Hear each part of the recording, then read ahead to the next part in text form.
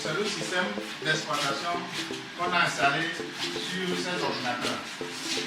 Et ceux qui ont eu la chance d'utiliser les ordinateurs vont voir que ceci est un peu différent de ce qu'on a l'habitude d'utiliser, qu'on appelle le Windows.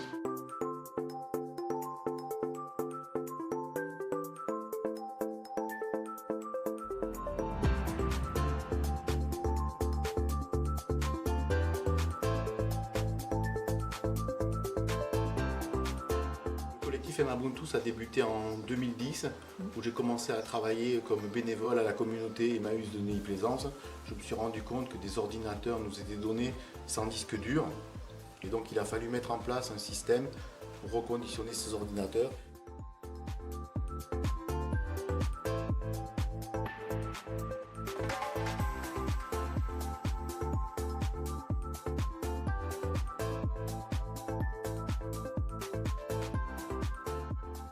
On s'oriente de plus en plus à aider des associations solidaires comme l'association Yovo Togo sur le Togo avec Jump Lab Orion, où nous avons mis en place 11 salles informatiques avec du matériel de réemploi issu de dons d'associations, et beaucoup d'associations aussi en Côte d'Ivoire avec les Jerry Clans de Côte d'Ivoire.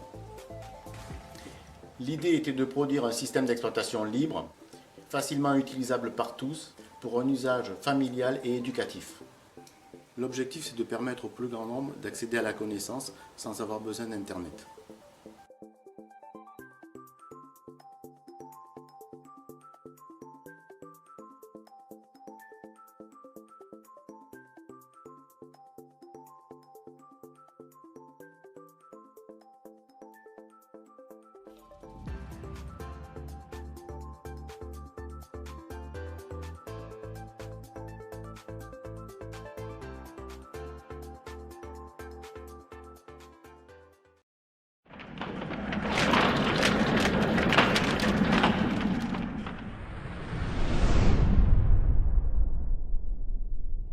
Yeah, bien le bonjour tout le monde et bienvenue sur Blabla Linux pour une nouvelle vidéo. Alors j'espère que la petite introduction vous a plu. Je l'ai diffusée parce que en un court laps de temps, on peut tout de suite comprendre ce qu'est le projet Emabuntu dans sa globalité. Donc le projet Emabuntu, en plus d'être une distribution, c'est également le réemploi, le reconditionnement de matériel informatique. Donc cette distribution sert entre autres à pouvoir remettre des ordinateurs sur le marché. Voilà, on peut dire ça ainsi. Ordinateurs qui vont être donnés ici, dans les alentours, donc en France, mais ordinateurs, comme vous avez pu le voir, qui sont envoyés par exemple en Afrique. Et on peut même voir qu'il y a des salles complètes d'informatique qui ont été créées sur base de machines reconditionnées grâce à la distribution GNU Linux et Emabuntu. Alors, j'en ai parlé à maintes reprises et je vais encore le faire tout simplement. Pourquoi? Parce que voilà, j'ai décidé, je trouve qu'elle le mérite. Je trouve qu'elle le mérite, c'est une bonne distribution. J'ai toujours adhéré à cette distribution, à ce projet. J'ai toujours adhéré. Alors je me suis dit un jour, mais c'est bien, tu dis que tu y adhères, tu dis que la distribution est chouette, mais tu n'en parles guère. Donc je me suis dit, pourquoi pas en parler si je peux les aider, ne fût-ce qu'en parlant d'eux. Voilà, qu'en parlant d'Emabuntu, hein, le projet, qu'en parlant d'Emabuntu, la distribution, si ça peut les aider, eh bien tant mieux, c'est ce que je vais faire.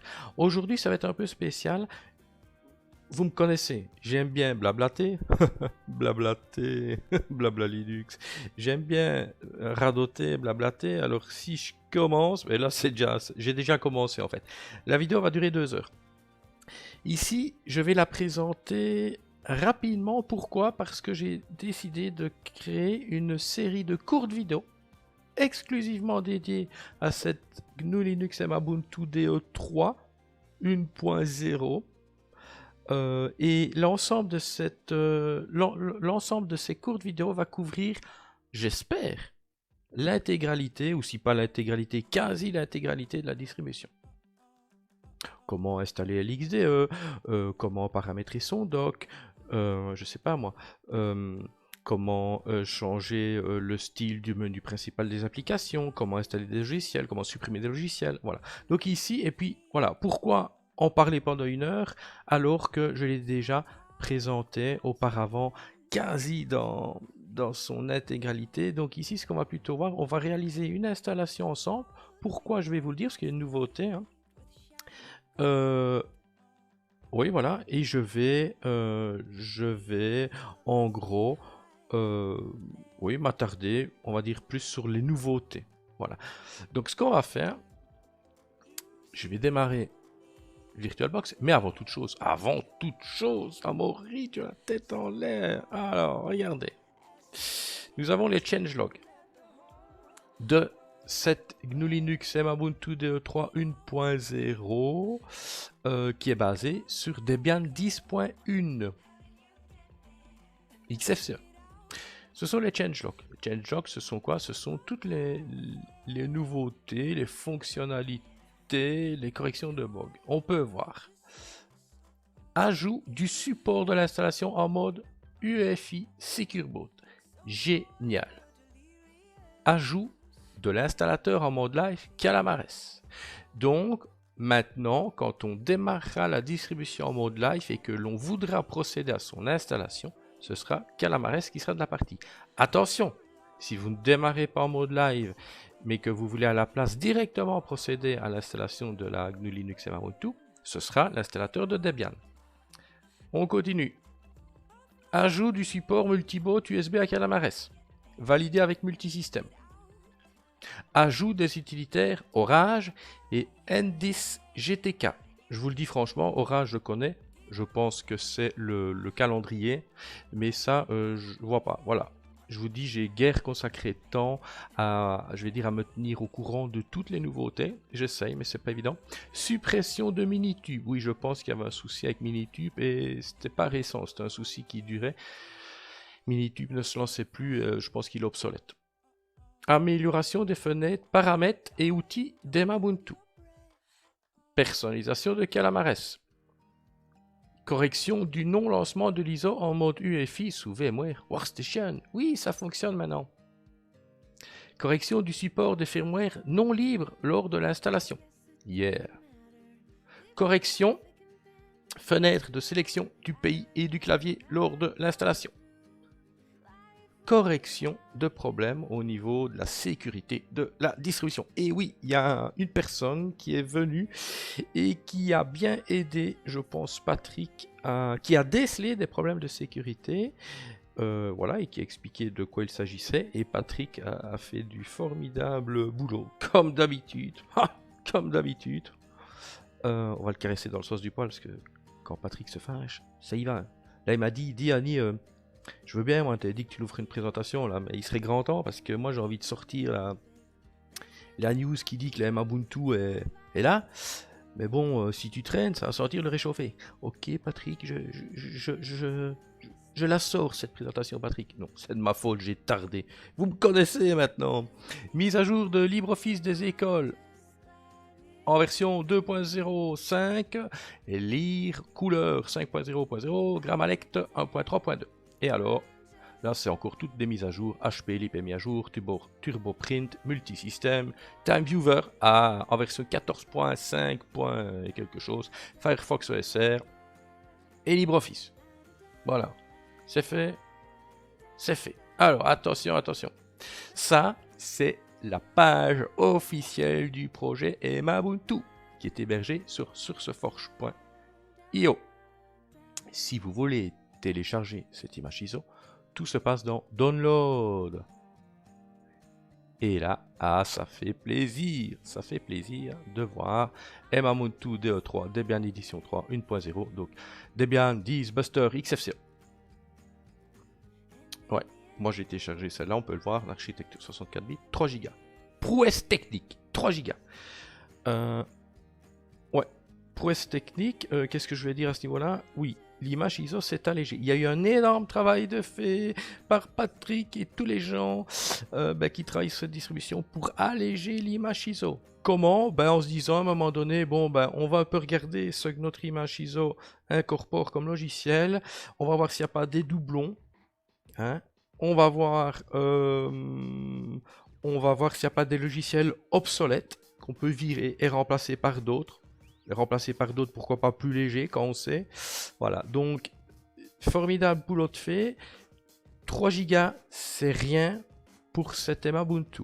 Il y a des distributions qui approchent les 3 Go et qui n'ont pas le 5e des logiciels qu'embarque cet Ubuntu. Alors, donc, voilà, cet Ubuntu DE3 1.0 est basé sur Debian 10.1.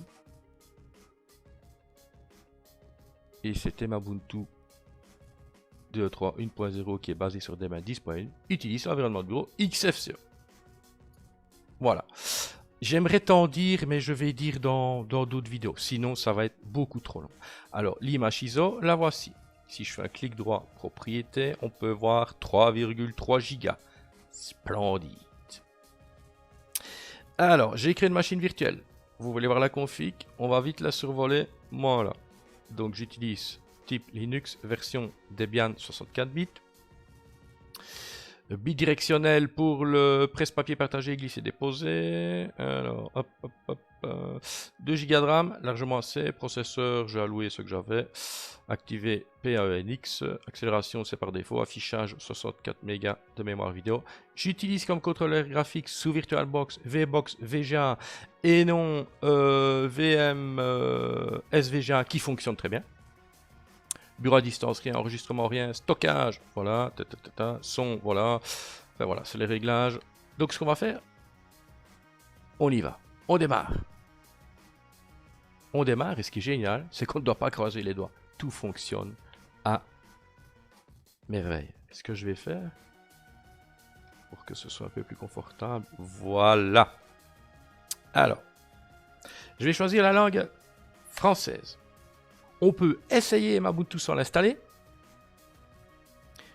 mais vous pourrez procéder à son installation même si vous voulez l'essayer au départ, ok? On peut l'essayer en mode sans échec, on peut directement procéder à l'installation de Ubuntu sans la tester, en mode classique, mode texte ou en mode graphique, ok? Ça, voilà, compte partition, si on veut retravailler les comptes et partitions. Donc ce que je vais faire, parce que c'est là que c'est une nouveauté, c'est quand on veut tester Ubuntu sans l'installer. Ce que je fais. La nouveauté, c'est quoi? Eh bien, c'est l'apparition de l'installateur Calamares en mode live. Et j'étais pas un fan de Calamares. Ben non, je suis habitué à l'installateur Ubiquiti par défaut, donc d'Ubuntu. Donc Calamares, ben voilà, Manjaro c'est Calamares, il y a beaucoup d'autres distributions qui utilisent Calamares. Je n'étais pas un grand fan et je suis devenu un fan. Franchement, il est rapide, simple, il est beaucoup plus simple comme installateur pour quelqu'un de novice. Donc un très bon choix. Ouais, un très bon choix. Un jour, le monde sera libre. One day, the world will be free. On patiente, tout simplement.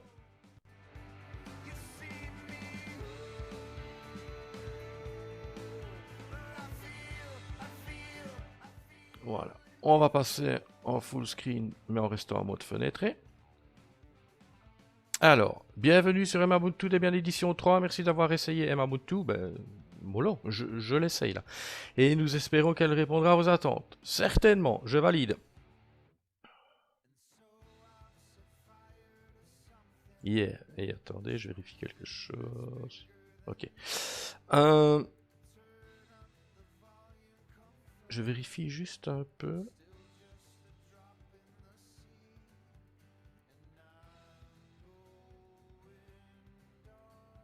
Ok. Configuration du clavier. Je valide parce que je vais le configurer. Je remonte. Pour ma part, ce sera clavier. Donc, enfin, emplacement Belgique, clavier belge, appliquer. Pourquoi le faire directement là, de suite, donc de configurer son clavier? Parce que, donc vous fermez, parce que lorsque l'on va procéder à son installation, eh bien le clavier sera déjà configuré. Donc verrouillage du dock par défaut, activation de la barre d'étage.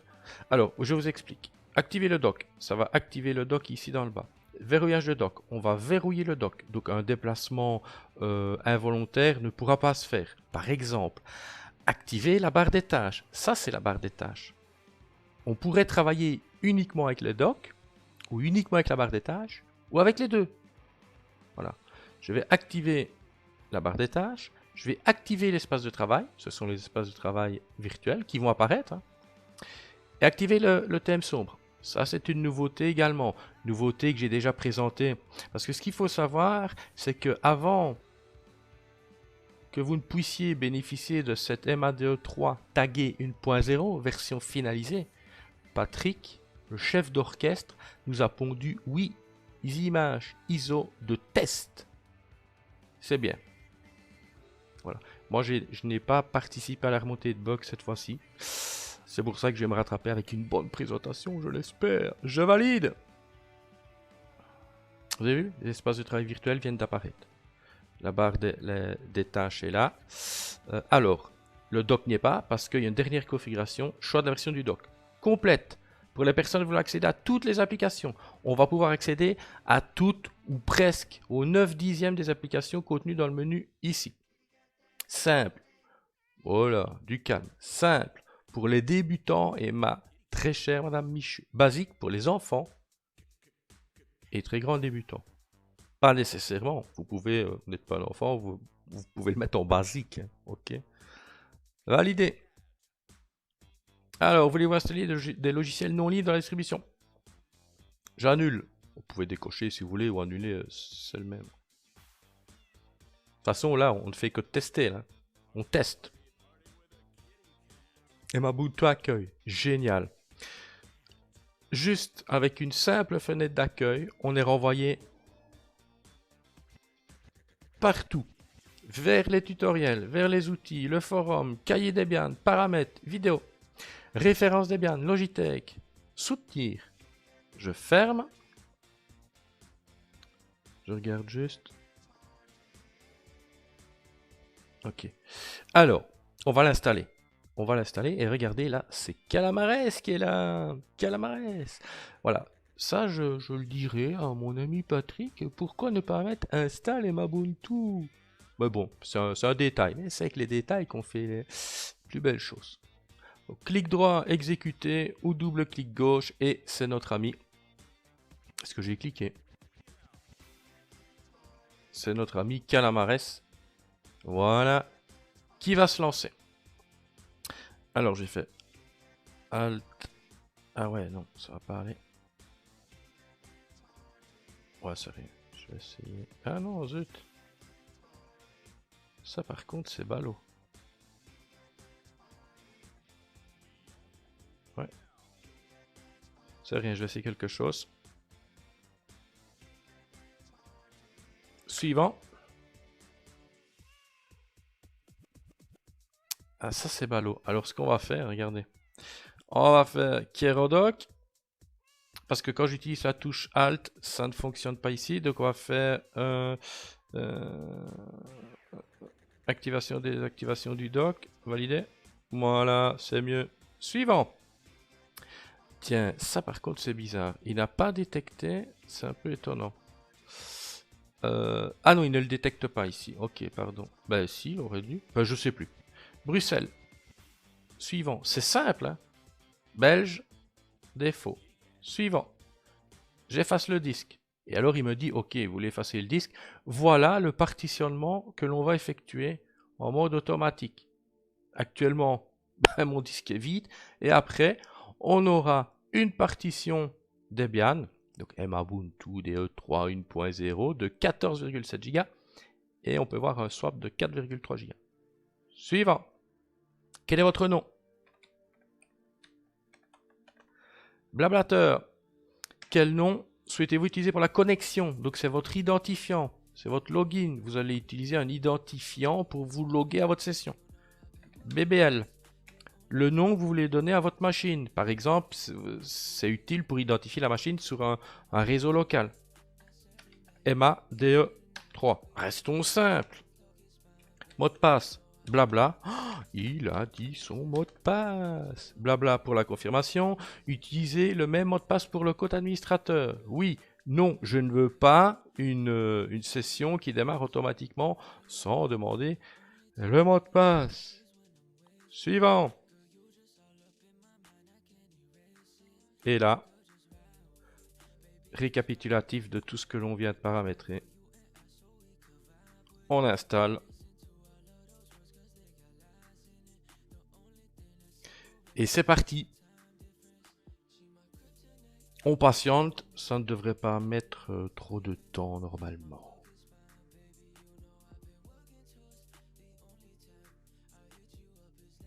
Alors j'attire votre attention, voilà, ça c'est l'installateur Calamares, c'est une des nouveautés du mode live et on peut voir la personnalisation qui a été faite par les membres de l'équipe. Donc le choix des images à incorporer à cet installateur, les petites phrases explicatives, plus de 60 logiciels présents pour permettre aux débutants la découverte de GNU Linux. Donc c'est pas mal, c'est du bon boulot. Patrick a bien bossé. Je pense qu'il a dû s'arracher les cheveux un peu. Je pense qu'il s'arrachait un peu les cheveux pour bien paramétrer Calamares pour qu'il soit opérationnel, fonctionnel sur ce thème Ubuntu DE3. Je pense qu'il s'est un peu arraché les cheveux avec le mode UEFI Secure Boot plus précisément. Mais voilà, il a fait du bon boulot. Il ne lâche rien. Bah, et c'est génial. Allez, on patiente.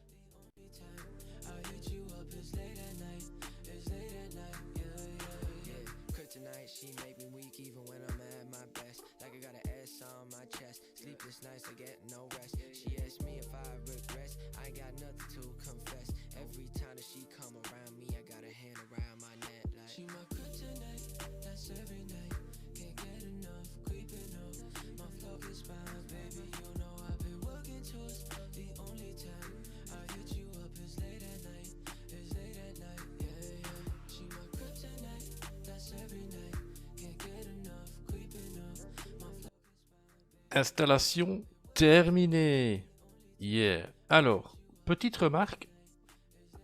Vous savez, si vous ne savez pas, vous allez voir que la GNU Linux et Ubuntu DE3 embarque une foultitude de logiciels. Ne croyez pas que ces logiciels ont été pris et bazardés comme ça pour le plaisir, sans étudier scrupuleusement le choix de chacun des logiciels. Non, non, non. Chaque logiciel a été choisi précisément et pas n'importe comment.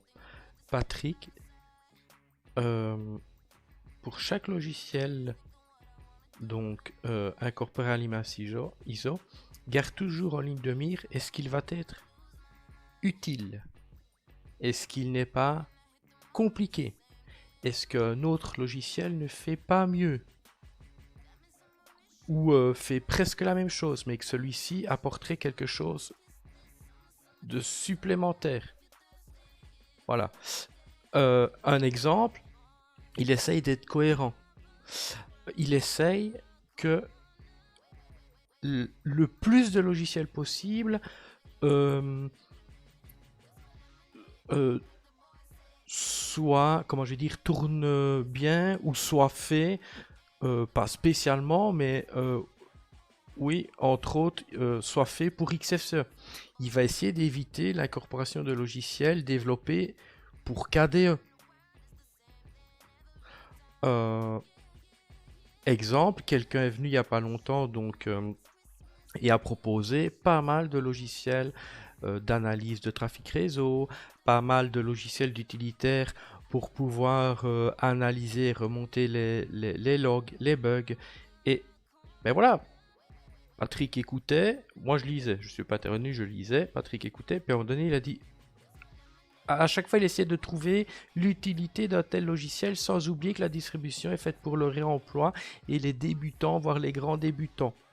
Elle est faite pour essayer de proposer un accès facile à l'outil informatique. Alors, est-ce qu'un débutant a réellement besoin d'outils, d'utilitaires d'analyse réseau, d'outils, donc de logiciels d'utilitaires pour pouvoir remonter les bugs? Alors, la personne lui a répondu à Patrick, oui, mais c'est pas grave, ils sont là. Patrick a répondu, oui, mais écoute, si un pro a besoin de ces logiciels-là, il ira les installer lui-même. Mais par défaut, nous, on ne va pas les installer. Voilà, je veux dire par là que ne croyez pas que les logiciels ont été choisis comme ça au pif et incorporés à l'ISO. Non, chaque fois, il y a une analyse de fait pour chacun des logiciels, une bonne analyse. Est-ce qu'il sera utile ou pas? Est-ce qu'il est compliqué ou pas? Est-ce qu'il est parfaitement intégré ou développé pour XFCE ou pas? Voilà, donc c'est chouette. Et alors, c'est génial, parce qu'il faut savoir que il y a beaucoup de PC qui passent dans les mains des personnes qui reconditionnent des PC sous Ubuntu, et Patrick a mis un système relativement efficace pour pouvoir installer rapidement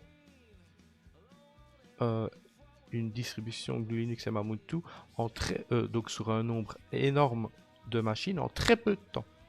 Tout se réalise grâce à une simple clé USB.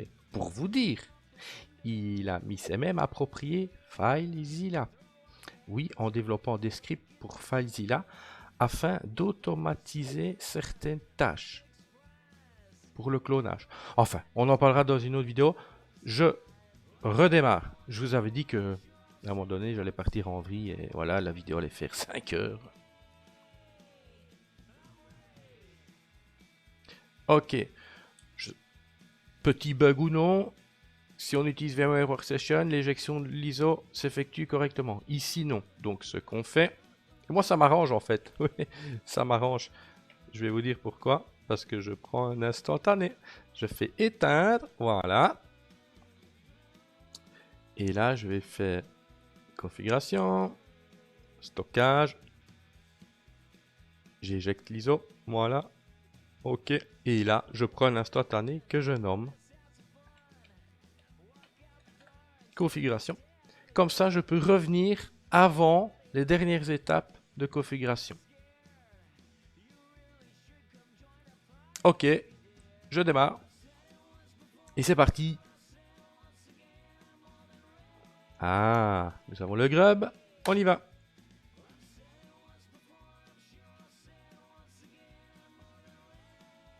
Donc, ce que vous avez vu lorsque toutes les fenêtres qui posaient des questions à l'utilisateur, hein, que vous avez vu lorsque j'ai essayé, lorsque j'ai lancé le Linux Ubuntu en mode live, vont de nouveau être lancés ici. Hein. Je me connecte. Magnifique thème dark, thème sombre, qui est proposé par défaut, mais que l'on peut choisir après de... Voilà. On peut choisir de ne pas continuer avec.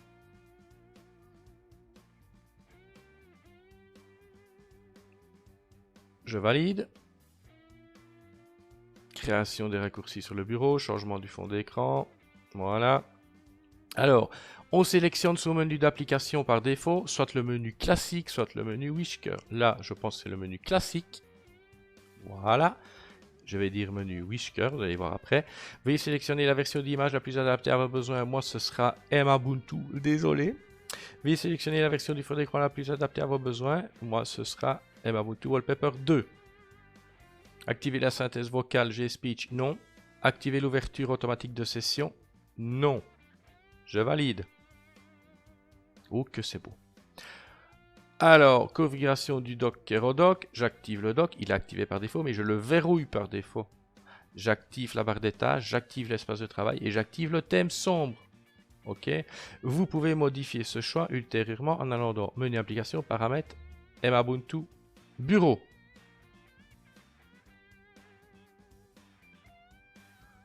Version complète pour le dock. Je n'installe pas de logiciel non libre. Je ne veux pas revoir cette fenêtre au prochain démarrage. Alors, ça c'est pas mal. Voulez-vous supprimer les langues inutilisées dans la distribution? Certainement. On garde uniquement le français.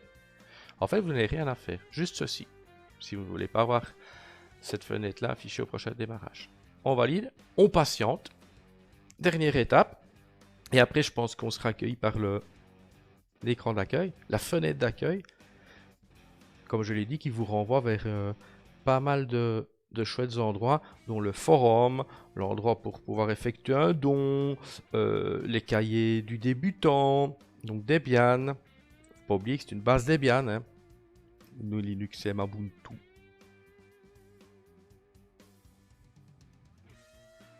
Et depuis peu, petite parenthèse, vous savez, je rachète des lots de machines à certaines sociétés. Voilà, après avoir fait la maintenance, la vérification, ben voilà, je les revends, que ce soit des particuliers, à d'autres sociétés, à des écoles, à bas prix. Et bien souvent, c'était Windows 10 ou Linux Mint. Depuis peu, et oui, depuis peu, je propose Ubuntu. Ce serait malheureux de ne pas la proposer.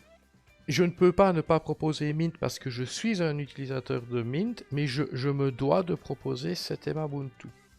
Alors il y a une question que je me pose toujours, hein. Je me dis est-ce que les gens sont francs ou pas? Ça n'a rien à voir, mais pas mal d'utilisateurs critiquent les distributions qui proposent trop de logiciels. Souvent ces distributions-là, elles sont critiquées. Mais par contre, si on dit, ah ben oui, mais et pourtant, regarde les Ubuntu. Ah oui, oui, mais les Ubuntu, ça, voilà. Non, ça, désolé, mais c'est à part. Alors, est-ce qu'ils ne sont pas francs? Ou est-ce que, voilà, on ne touche pas à quoi? Ubuntu, Emmaus. Voilà, on ne touche pas. C'est un peu, comment je vais dire, c'est une belle cause. Voilà, on ne peut pas critiquer une cause comme ça. L'abbé Pierre, Emmaüs, reconditionnement, réemploi, voilà.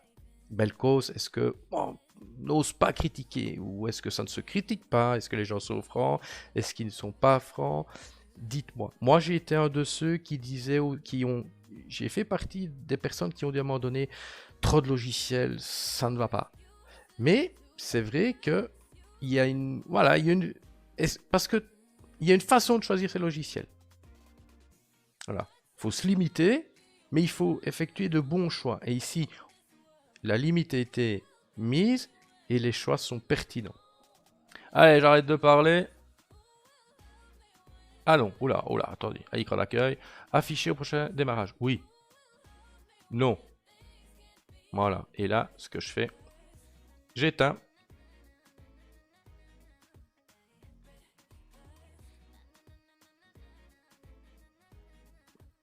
On patiente. Voilà. Prendre. Et on fait fresh. Installe. Et c'est parti. Je la démarre.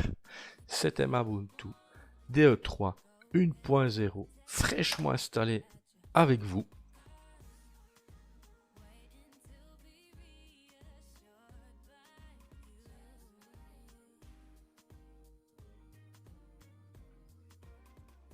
Et ce qu'on va même faire pour plus de confort, on va faire ceci. Voilà, je me connecte.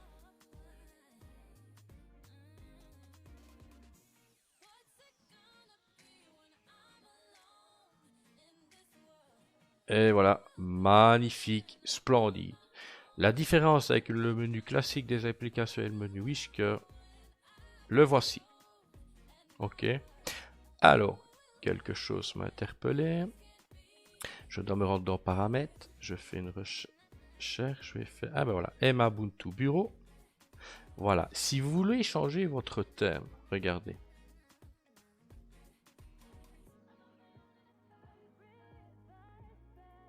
Ah, mais c'est magique, hein.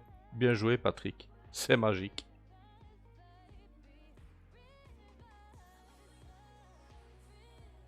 Que dire de plus? C'est magique. Alors, menu des paramètres. Vous pouvez aller chercher l'accueil. Hein. Voilà. Ubuntu accueil. Voilà. Alors, avant toute chose, je vais faire terminal. Ça, c'est pour ceux qui veulent un peu d'infos techniques. Ok. Oui. Donc, on va faire un ulm espace-petit r. Voilà. On utilise un noyau 4.19. 0.0 révision 6. Donc, niveau question niveau matos, ça peut le faire. C'est pas le noyau 5.0, mais c'est déjà très bien. Si j'ai fait un lsb underscore release petit 1, voilà, base Debian 10 buster. Alors, ce qu'on va tout de suite vérifier, on va faire, voir si tout se passe bien, on va faire un sudo apt update, blabla.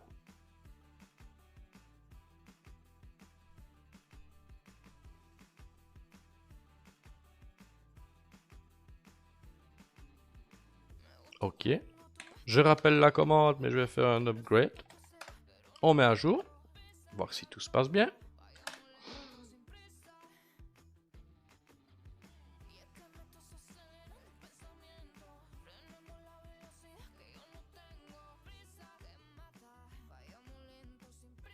Apparemment, tout se passe bien.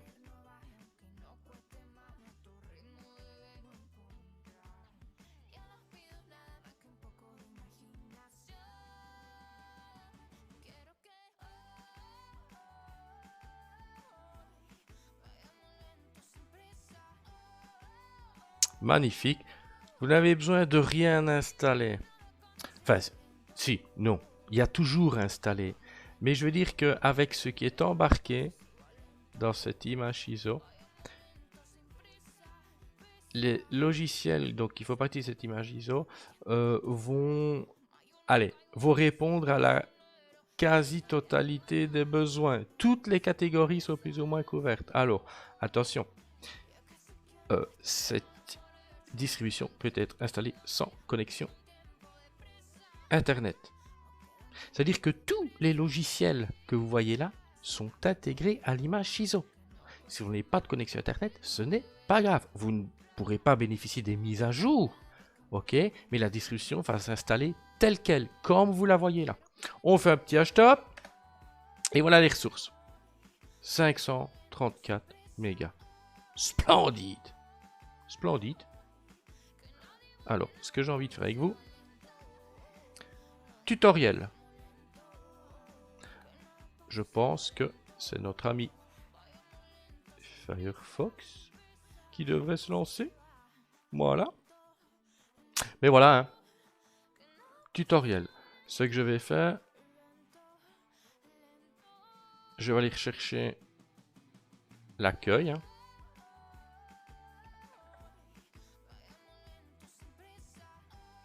Je vérifie quelque chose. Voilà. Dans les Mabuto accueil, ça aurait pris beaucoup de choses. 1, 2, 3, 6, 9. Mais je vois que la barre personnelle dans Firefox reprend également pas mal de choses. Outils. Ah, les Emabuntu outils, c'est splendide aussi. Il y a tellement à dire. Forum. Voilà, c'est un nouvel onglet dans Firefox.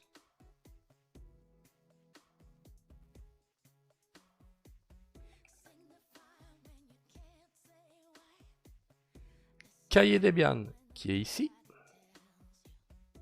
Cahier Debian, un PDF puisque c'est QPDF View qui s'ouvre. Splendide. On a directement accès au cahier Debian.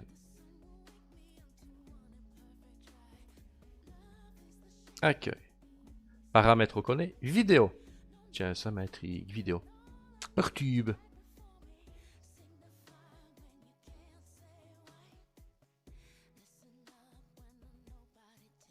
C'est pas vrai. Mais il est toujours partout celui-là. Voilà. Donc il y a déjà pas mal de vidéos de fête. Ok. Alors. Accueil. Vidéo. Référence Debian. C'est normal. On utilise la base Debian. Donc tout ce qui provient de Debian est bon pour notre Ubuntu.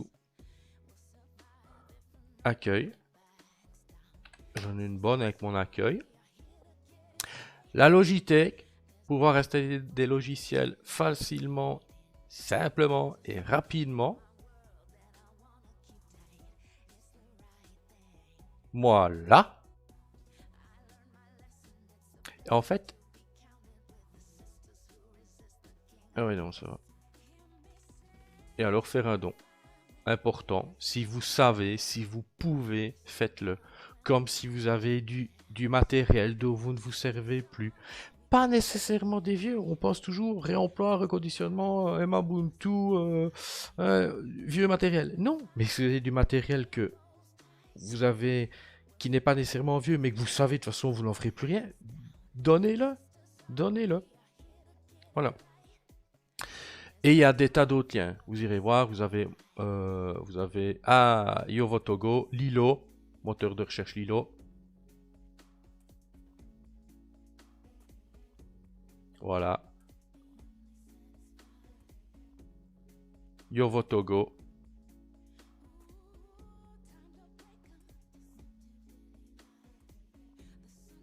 Nativement dans le navigateur est incorporé HTTPS Everywhere pour sécuriser toutes les connexions. Je vois uBlock Origin, bloqueur de pub. Splendide. Splendide. Je ferme Firefox. Installer le logiciel, tant qu'on y est, pourquoi pas. Mais le problème... Et je vais faire un peu le ménage.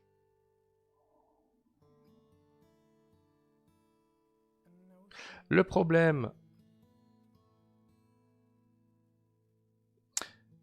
Ah, ça on en parlera aussi après. Ah, mais en fait, d'accord, je rouvrais 36 fois la même fenêtre. D'accord. Le problème, si je fais logiciel...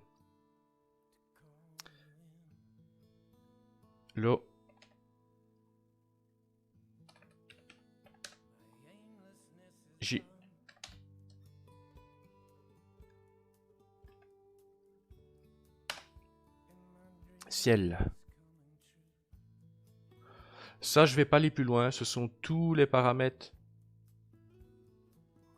donc que vous allez pouvoir utiliser pour paramétrer l'ensemble de distribution. Quoique, si je vais aller voir quelque chose, non, c'est pas ça que je voulais. Voyons, software. Voilà, software. Pardon. Voilà, bienvenue logiciel. Allons faire nos courses. Merci. Il y a plusieurs façon d'installer un logiciel, soit en lançant software qui n'est autre que logiciel, provenance de GNOME 3.30.6, ou vous pouvez passer, si vous faites logiciel, donc vous pouvez lancer l'installateur de logiciels non libres. Voilà.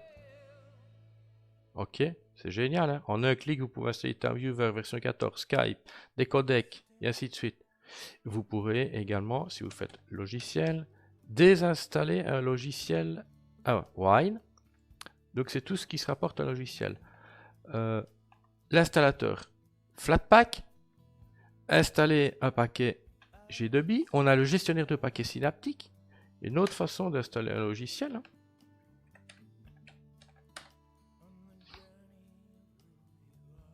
On va tester un peu tout ça. D'abord, le problème, c'est trouver un logiciel qui ne fait pas partie de cet Ubuntu. Ça va être dur. Je vais faire audio-vidéo. Alors, on va essayer d'en trouver un, mais c'est pas gagné.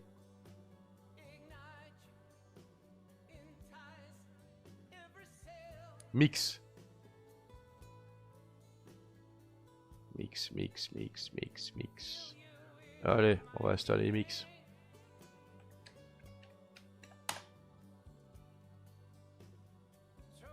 On va installer Mix, on laisse faire. Après, on va essayer d'utiliser, on va utiliser le gestionnaire de paquets synaptique, un autre utilitaire qui permet donc l'installation de logiciels, l'installation et la désinstallation, et il permet bien d'autres choses, mais on va se limiter à ça.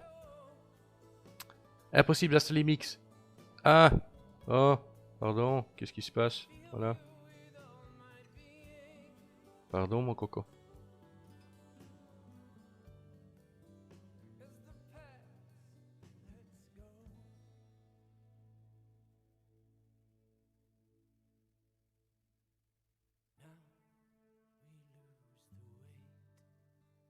Voilà, on lance mix. Si le raccourci fonctionne, oui, il a l'air de fonctionner. Je pense que c'est bon. Allez, ferme-toi. Ah zut, j'ai fermé mix, je crois. Zut, j'ai été trop vite. Je crois bien. Oui, j'ai été trop vite. Et je pense que j'ai foutu le boxon. Oui, je crois bien. Si je fais CTRL-F... Ouais, je pense que ça fige, mais c'est de ma faute. J'ai foutu le boxon. On va voir. Ouais. Eh ben alors, vous savez ce qu'on fait?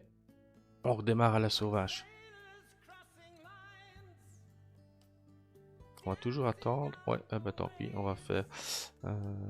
Non, on va faire machine, on va faire redémarrage. Redémarrer, tant pis. Ma faute. J'ai pas beaucoup octroyé de ressources hein, à la VM, donc voilà.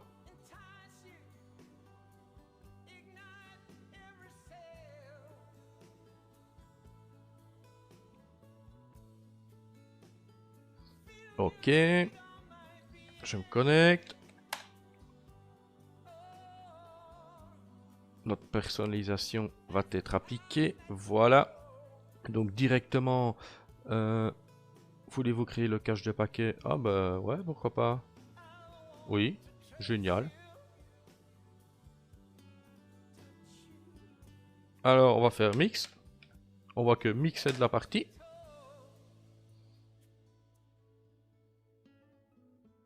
Hein? Ouais, bah on va faire ouvrir, voilà. Ok.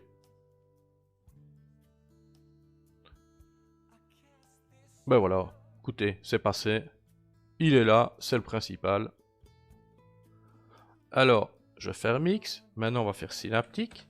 Une autre façon d'installer un logiciel. Voilà. C'est pas parce que vous procédez à l'installation d'un logiciel avec software, donc avec logiciel, que vous ne pouvez pas le désinstaller avec synaptique. Exemple, je vais rechercher mix. Voilà. Ben, qu'est-ce qu'on fait? On fait suppression. Voilà. On applique. Appliquer.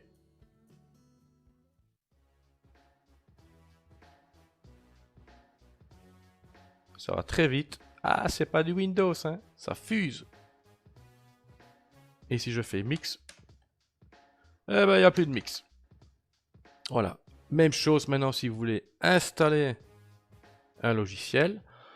Vous pouvez faire catégorie, je sais pas moi.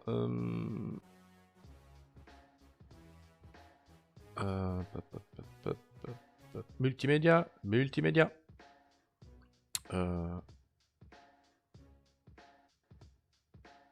Oh, qu'est-ce qu'on irait bien chercher?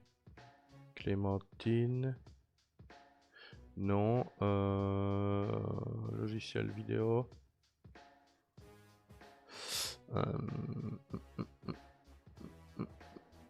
FreeTux TV, je vois.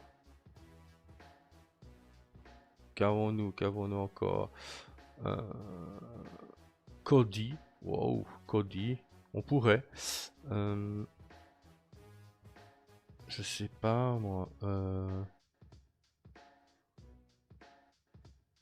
MPV.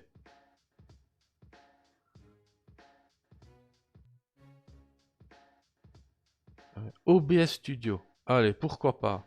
Hop, sélectionner pour installation. Ajouter à la sélection. Appliquer. Appliquer.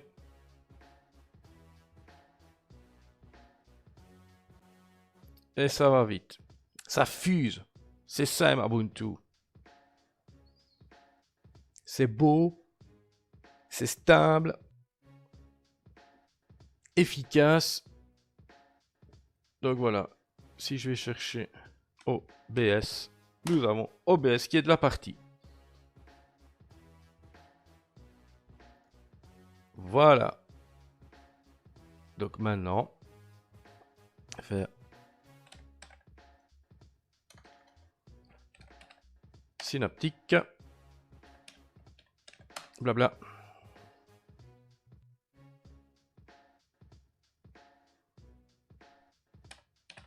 OBS. Voilà. Appliquer.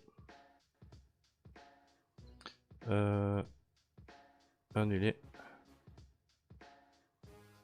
Voilà. Appliquer. Appliquer.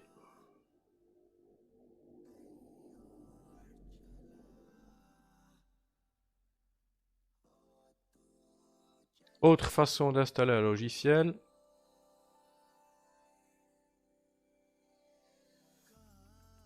Ce que je vais faire, je vais fermer Synaptique. On va faire CTRL-F. Si ça veut bien. Ça ne veut pas? Oh, si, voilà.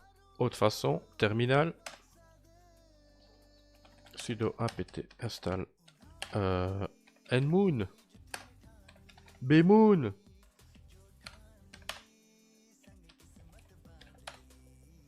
Ça va vite? Oui.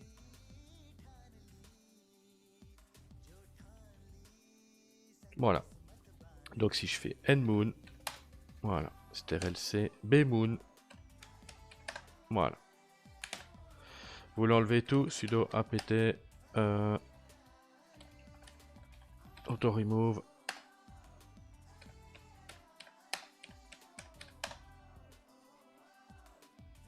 Oui.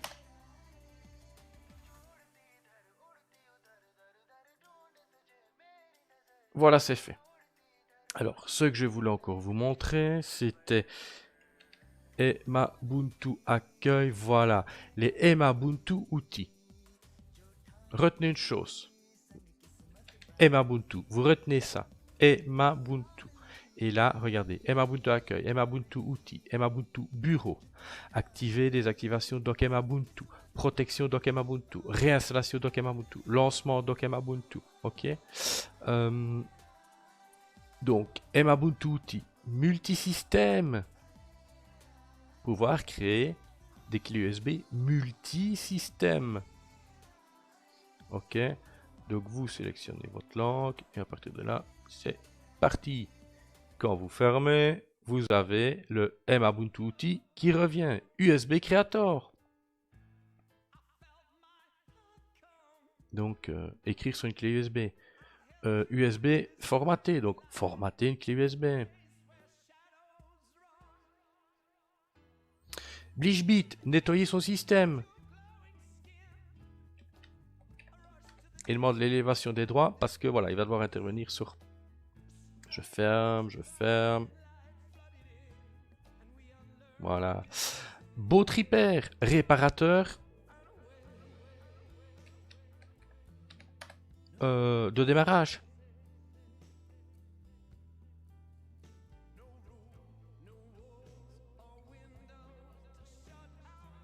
Voilà, ce n'est pas des outils créés par Emabuntu, ce sont des outils sélectionnés par Emabuntu et mis en avant. On quitte. Valider. Alors, disque info, bah, des infos sur le disque, voilà, tout simplement. Vous pouvez activer le cache de votre disque, paramètres du disque, cache en écriture, vous pouvez l'activer. Il faut élever les doigts. Voilà, on ferme.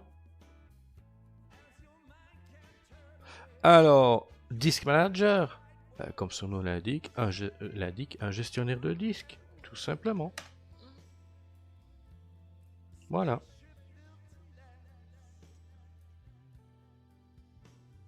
Alors, System Back, créer des points de restauration. Ah, mais là par contre il n'est pas installé. Voilà, c'est un script qui lance. C'est un script qui est lancé pour pouvoir installer le logiciel. Non, je l'installe pas. Alors ensuite, ah ben Kerodoc qui est là, System Sound qui est là.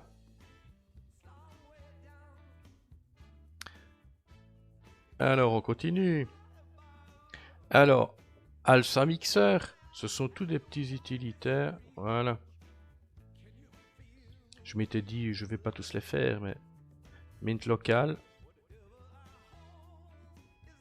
Voilà, donc c'est un utilitaire vous permettant de régler le langage de votre système et l'entrée méthode, donc l'entrée clavier. Ok. On peut voir que, à mon avis, si le script a bien fonctionné après l'installation, les langues non utilisées ont été supprimées. Oui, voilà, c'est bon.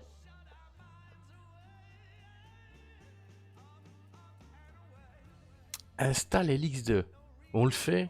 Soyons fous. Ça aussi, c'est pas mal. On peut installer LXDE, un autre environnement de bureau. Alors, petit conseil, si vous dites, ben moi j'ai installé LXDE, allez, c'est XFCE.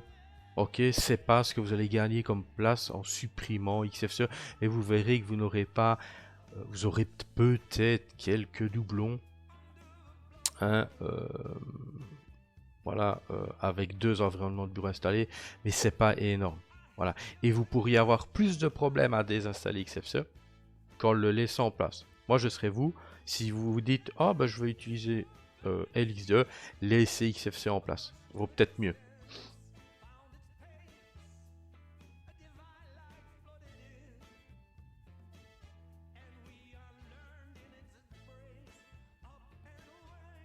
Voulez-vous activer le dock Kerodoc sous LX2? Soyons fous, oui. Voulez-vous supprimer les services inutiles afin d'optimiser LXD OpenBox de la distribution, Bluetooth, Cup, Samba? À vous de voir si vous en avez réellement besoin. Si vous en avez besoin, mais vous les laissez en place. Si vous n'en avez pas besoin, ok, on peut procéder à la suppression.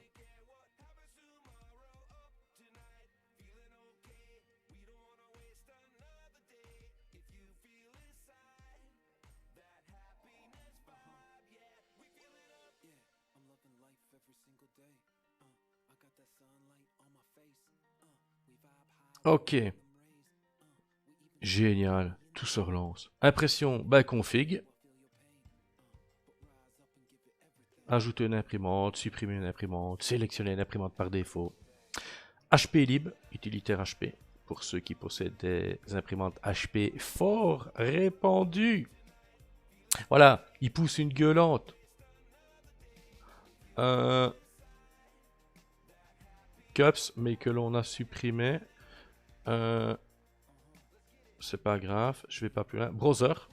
Donc, utilitaire d'imprimante de marque Browser. Répandu aussi. J'annule, je vais pas plus loin. Voilà, je vous montre que tout se lance bien, tout fonctionne bien. TurboPrint. Voulez-vous installer le logiciel TurboPrint qui est non libre à la distribution? Non. Voilà, c'est un script qui permet de lancer l'installation de TurboPrint. Flatpak. Ah. Voilà, vous pouvez installer des Flatpak dans GNU Linux et Ubuntu. Là, on se rend sur le dépôt FlatHub.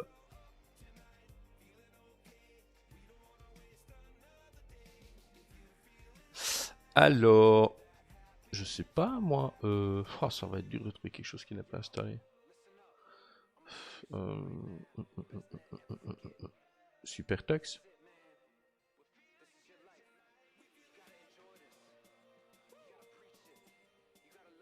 Installe.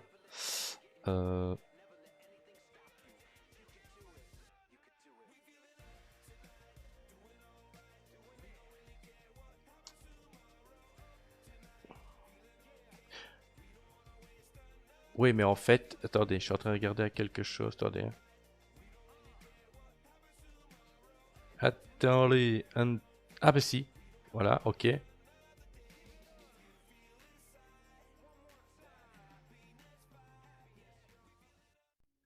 Ça, je peux fermer.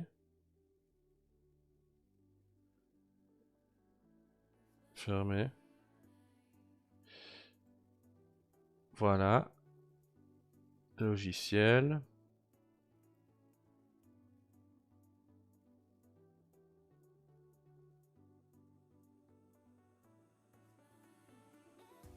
SuperTux, installé. Blabla. Mais là, ça risque de prendre du temps. C'est un flat pack. Alors, ça on a fait. System Profiler. Avoir des infos système, tout simplement.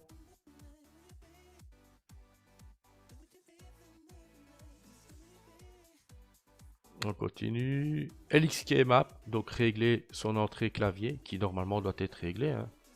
Vous voyez, c'est la petite fenêtre que j'ai reçue tout à l'heure.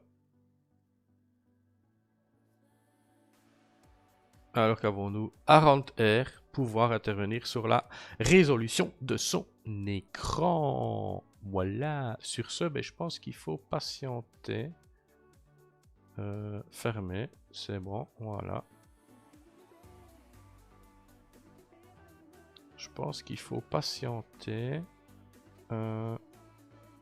Installation en cours, ouais. Ça risque de prendre du temps. Et si je fais H-top. Ah mais non. Je suis bête. J'aurais peut-être dû faire terminal. Non, tâche. Tâche. Non. Tâche, c'est le deuxième.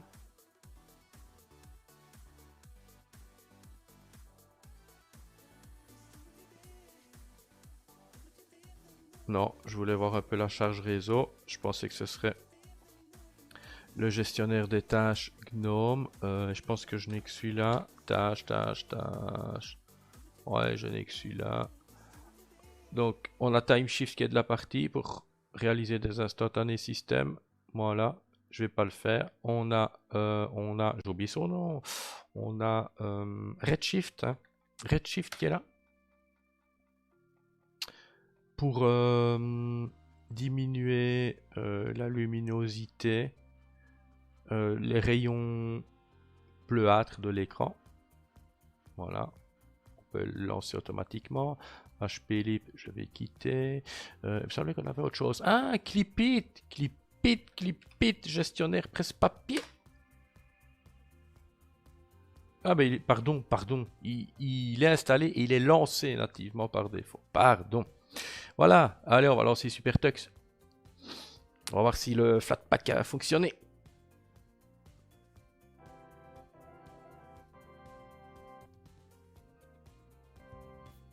Bah écoutez, pour moi c'est bon. Mais je suis en train de me demander. Hein. Voilà, il me semblait bien. SuperTux est déjà installé dans la distribution de la catégorie jeu, mais pas en Flatpak. D'accord. Ok, je vais pas le supprimer parce que je voudrais bien vous montrer autre chose. Quoi ben, faire ceci. Donc, retenez une chose. Ça, c'est Kerodoc. Pourquoi je n'en parle pas ici? Je ne saurais pas parler de tout, mais il y a d'autres vidéos qui vont sortir. Voilà. Je pense que j'ai déjà abordé pas mal de choses. De toute façon, dans la description de la vidéo, regardez, il y a tous les liens qui vont vous rediriger vers les autres vidéos que j'ai sorties. Maintenant, ce qu'on va tout de suite faire, c'est quoi? C'est se déconnecter. Parce qu'on va quand même tester que l'installation de l'XDE a bien fonctionné. Alors, comment on choisit? Bon, on choisit ici, voilà. Default X-Session, c'est XFCE. Là, on choisit LXDE. On peut voir que le petit logo a changé. Mais c'est le même mot de passe. Hein. Voilà. Et attention. Magnifique. Voulez-vous lancer G-Speech? Donc, synthèse vocale, non. Kerodoc est là parce que j'ai voulu qu'il soit là. Voilà, vous avez affaire à LXDE. Je pourrais faire se déconnecter. Je vais vite vous le montrer, mais alors je n'en finis plus. Je reviens sur XFCE, qui est l'environnement de bureau que je préfère.